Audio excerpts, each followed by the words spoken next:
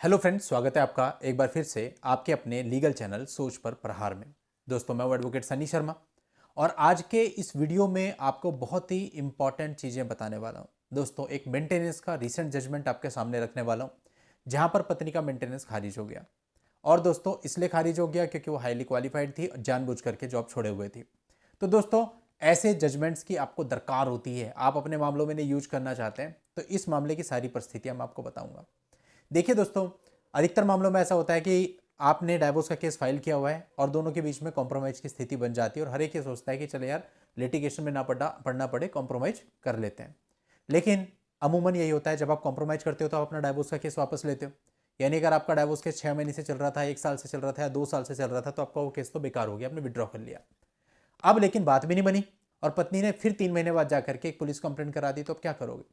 पति का सारा समय और केस दोनों खराब हो जाते हैं, पैसा खराब हो जाता है और फिर से उसको डाइवोर्स का केस फाइल करना पड़ता है। अधिकतर मामले दोस्तों, एज पर माई एक्सपीरियंस, जितने भी हमने देखे आज तक ऐसे रिकन्सिलेशन वाले, उनमें यही होता है। तो ये एक बहुत बड़ी प्रॉब्लम है कि हम तो गुड फेथ में चलो रिकनसाइल कर रहे हैं, लेकिन आगे जाके चीज़ें और वर्स्ट हो जाती हैं। इस मामले में भी दोस्तों ऐसा ही था कि पति का एक डाइवोर्स का केस भी खराब हुआ था। तो आपको पूरे मामले की मैं जानकारी देता हूँ, स्टेप बाय स्टेप बताता हूँ क्या क्या इस मामले में हुआ, सारे फैक्ट्स, और फिर फाइनली क्या जजमेंट और कैसे जजमेंट किन आधारों पर आया, सब कुछ बताता हूँ। आखिरी तक आप वीडियो में बने रहना। अभी तक भी चैनल को सब्सक्राइब नहीं किया तो फटाफट चैनल को सब्सक्राइब करके नोटिफिकेशन बेल पर जरूर क्लिक कर देना। दोस्तों देखिए, हमारा एक और चैनल है कानूनी सोच, उस पर भी मैं कोशिश करके निरंतर वीडियो लाता हूँ। वहां पर बहुत ही कम लोग अभी हैं, तो आप सबसे रिक्वेस्ट है कि जैसा प्यार आपने सोच पर प्रहार को दिया, ऐसे ही कानूनी सोच को भी दें। लिंक आपको इस वीडियो के नीचे डिस्क्रिप्शन में कानूनी सोच का मिल जाएगा, या फिर आप यूट्यूब पर सर्च भी कर सकते हैं कानूनी सोच, और उस चैनल को फटाफट सब्सक्राइब कर दें ताकि वहां पे भी और ज्यादा वीडियो लाने के लिए हम प्रेरित हो सकें। अब दोस्तों, मामले के तथ्य ये थे कि दोनों पक्षकारों का 2014 में विवाह हुआ था। दोनों के बीच में कुछ सही चला नहीं, तो हस्बैंड ने क्या किया, अपनी तरफ से डाइवोर्स का केस फाइल कर दिया। उस समय तक जो पत्नी थी वो जॉब करती थी। उसके बाद पत्नी ने मई 2015 में जॉब छोड़ दी। दोनों के बीच में कुछ समय के बाद एमिकेबली मैटर सॉल्व हो गया और पति ने अपना जो डाइवोर्स का केस चल रहा था उसको विड्रॉ कर लिया। लेकिन मई 2016 में पत्नी ने फिर से एक पुलिस कंप्लेंट कर दी, जबकि फरवरी 2016 में उसने अपना डाइवोर्स का केस वापस लिया था। यानी समझिए, मार्च, अप्रैल, मई, 3 महीने के अंदर अंदर फिर से पुलिस कंप्लेंट हो गई, फिर से डिस्प्यूट स्टार्ट हो गया। अब पति ने जितना टाइम पहले वाले डाइवोर्स केस में लगाया था वो तो सब वेस्ट हो गया ना। अब पति को दोबारा से अपनी तरफ से फिर से डाइवोर्स का केस फाइल करना पड़ा। और जब अब की बार उसने डाइवोर्स का केस फाइल किया तो पत्नी ने उसमें सेक्शन 24 HMA की एक एप्लीकेशन लगा दी, अपना मेंटेनेंस और लिटिगेशन एक्सपेंसेज वहां पर मांगा। फैमिली कोर्ट ने मेरे हैप्पी बर्थडे वाले दिन यानी 8 अगस्त 2018 को वो जो 24 HMA की एप्लीकेशन थी उसको खारिज कर दिया।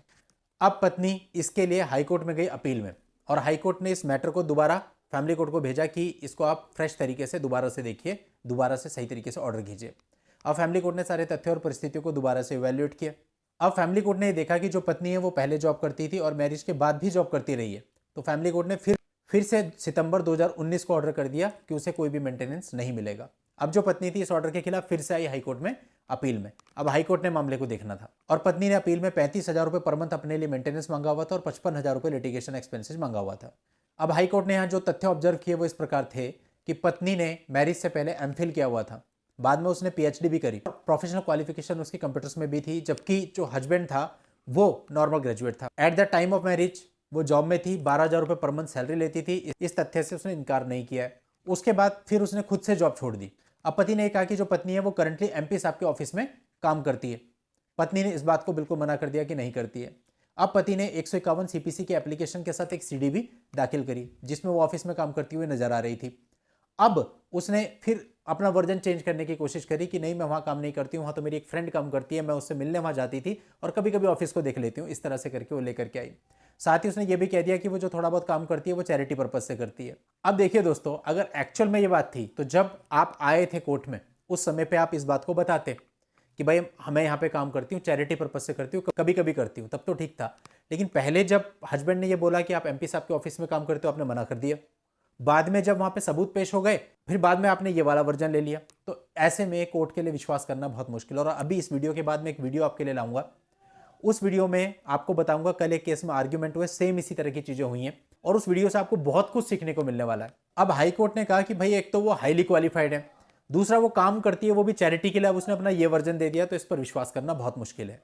अब हाईकोर्ट ने कहा कि उसने अपनी इनकम को ट्रूथफुली डिस्क्लोज नहीं किया है और ऐसा व्यक्ति किसी भी प्रकार के मेंटेनेंस के लिए एंटाइटल्ड नहीं है और उसकी अपील को कर दिया डिसमिस, यानी कि उसको किसी भी प्रकार का मेंटेनेंस नहीं मिला।